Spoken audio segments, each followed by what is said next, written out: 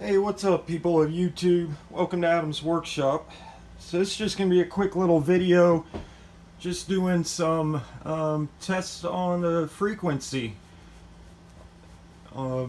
seeing how the sine wave looks under different megahertz. This is what we're going to be using.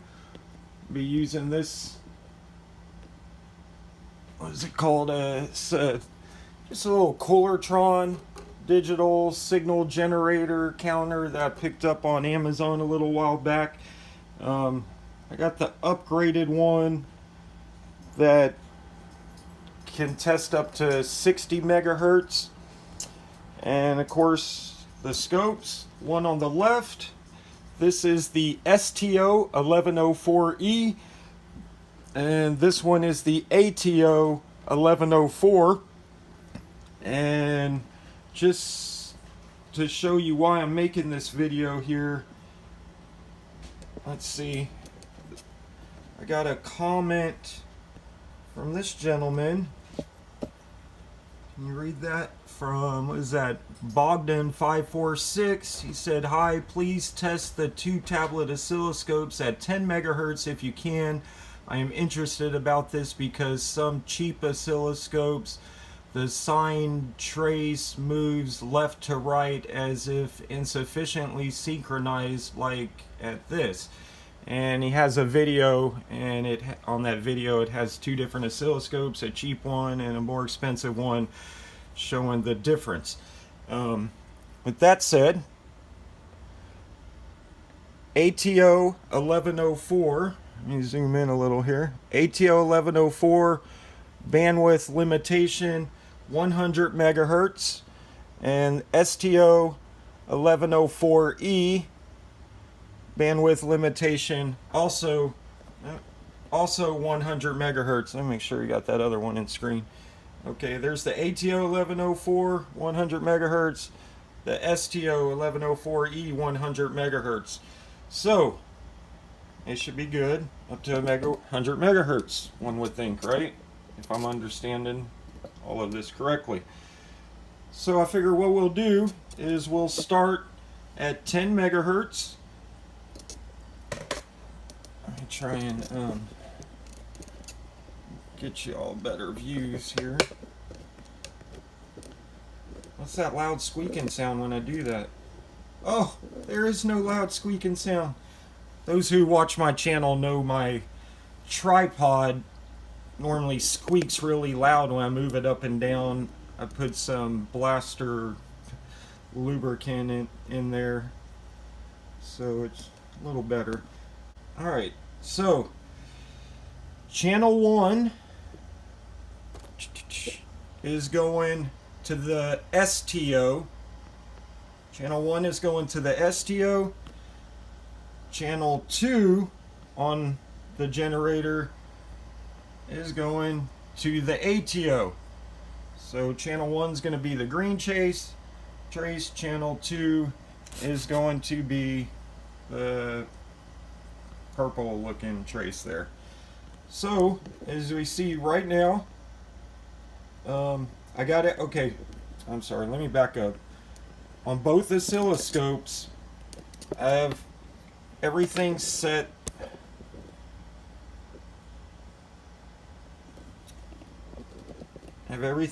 the same. Yeah, there's no way I'm gonna be able to zoom in and get both of them. So basically, just so y'all are gonna take my word for it here. I'm at 20 nanoseconds for time base, 20 nanoseconds per division on both, and right now we're at 1 volt per division on the vertical scale.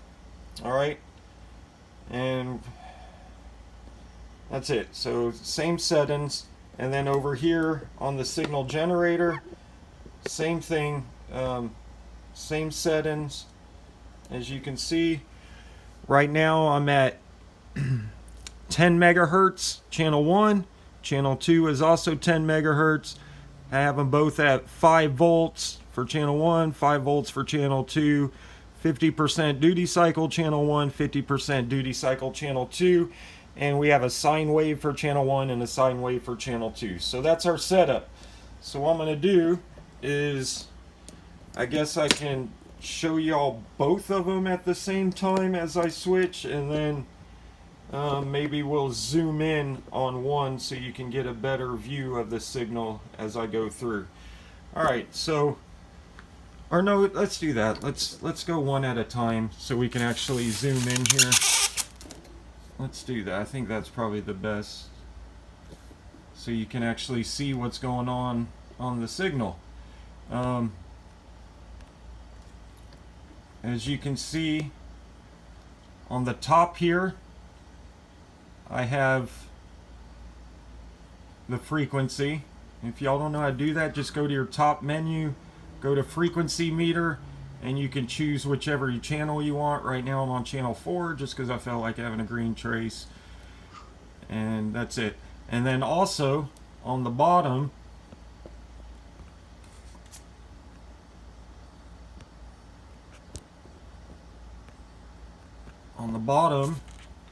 I have min for measurements. I have min, max, mean, peak to peak, and this is the one we're really looking at, frequency. So as you can see down here, we're right at 10 megahertz, and then up at the top it's 9.9999997. So 10 megahertz. Alright. And it's holding steady. I mean, it looks good. I do have a trigger. If I move the trigger, obviously it's going to move, but if I bring the trigger in, we get a nice steady signal. Alright, so now we're going to go to 20, straight to 20 hertz. Bam. There's 20, still steady, looks good. Zoom in a little so y'all can see both measurements. I'm hoping y'all can see that. We're at 20 down here, and right here 19.9999, so 20 also.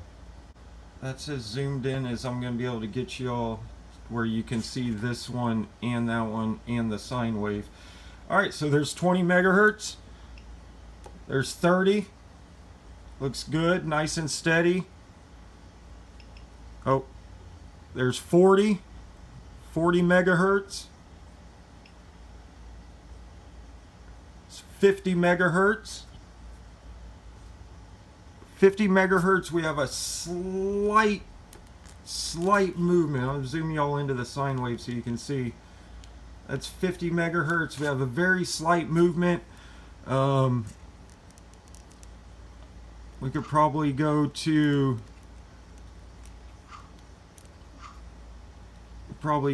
display, go to persist. Right now I'm on auto, but I bet you if I go to infinite, it's going to hold it steady. There it is. Steady as can be. I'm going to go back to auto, so you can see what I'm doing. Display, persist, go back to auto. Alright, so that's 50 megahertz. And we'll go to 60 megahertz. Still looks good. I don't have any complaints with it. What do y'all think? Got a tiny bit of bounce there. Again, if I go to infinite persist, it's super steady. So what do you guys think about that? Am I doing this right? Did I understand the question right? Is this the bandwidth limitation that's supposed to be 100 megahertz? Or do I just not have a clue what I'm talking about here? Y'all tell me. What do y'all think? I think we're good. I think these are rated up to 100 megahertz, and I think they hold to it. So that's as high as my signal generator is rated up to, 60 megahertz. I'm going to go back down. There's 60. There's 50. 40. 30. 20. And back to 10. Looks good. Alright. Let's switch out. Oh, and let's bring the ATO up here into the spotlight. Same thing. 20 nanoseconds per division, 1 volt per division. And obviously on these I'm on voltage, BNC, 1-to-1 attenuation. I don't have a filter on, a low pass filter, nothing. Well, we're at a, well, y'all can see. Y'all can see all that. There's no need for me to read everything off. Y'all, I'm sure y'all can read. Most of y'all. I'm just kidding. Alright, so here we go. Do the same thing. Get y'all in as close as I can where you can see the both measurements.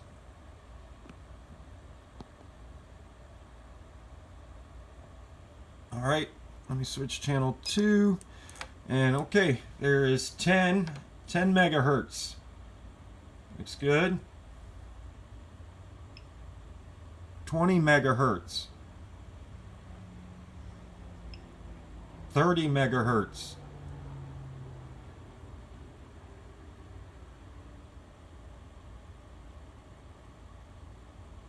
Now I want y'all, I want to point out one thing also.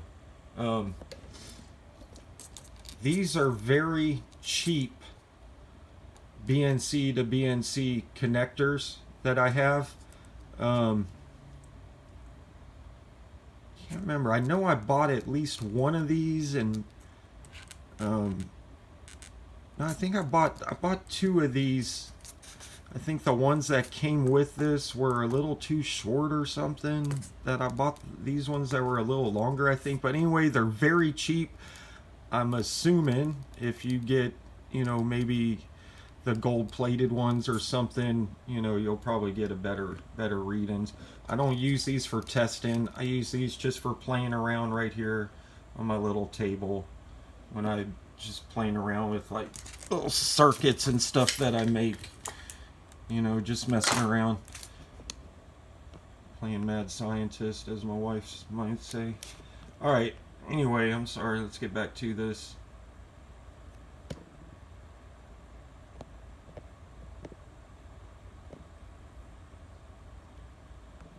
Alright, let's go, let's start over. 10 megahertz. I'm getting a little bit more. Alright, there's 10. Oh, I skipped 20. There's 20. There's 30. A little bit of slight movement in 30. I think that's the wires, like I was just saying. Oh, keep skipping. There's 40 megahertz. Little bit of movement. Same thing. If you go to infinite on the persistency, I noticed that it holds it steady.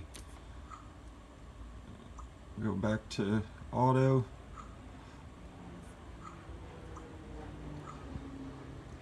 Yeah, let's go to auto. Alright, so there's 40. There's 50 megahertz. Yeah, a little bit of movement in there with persistence on auto. And there's 60 megahertz. That's as high as I can go with my generator. And look, even at 60 megahertz, that's pretty damn steady, guys, for these cheap cables that I'm using. Go to infinite, and I mean, she's as steady as she can be. So there you have it. Let me back down. Oh, let me turn the infinite off. Go back to auto. Alright, there's 50. Here, I'm put it where y'all can see. There's 50, 40, 30, 20, and there's the 10 that you originally asked for. So I think it looks good. Anybody feel free to chime in the comments section. Let me know what y'all think. If I did that test right, if y'all have any other recommendations on how I did that test, if I should do it differently, let me know and I'll do it. I'm not trying to hide nothing here. Just trying to let, you know, show whatever anybody might ask for. And if anybody else has any other requests on to do something with either of these two scopes, let me know. STO1104E, ATO1104. I absolutely love them both of them, for different reasons. I wish they would combine the two. If these two had a baby, that'd be an awesome scope, like a super awesome scope. Micsig, if you're listening, mate these two. I want the offspring of these two together. Alright guys, thanks for coming to Adam's Workshop, and we'll see you on the next one. Leave a like, hit the subscribe button. If you leave a thumbs down, put a comment, let me know why. Alright guys, thanks for stopping by. Thanks to all my subscribers, as usual. Appreciate each and every one of you guys. Alright.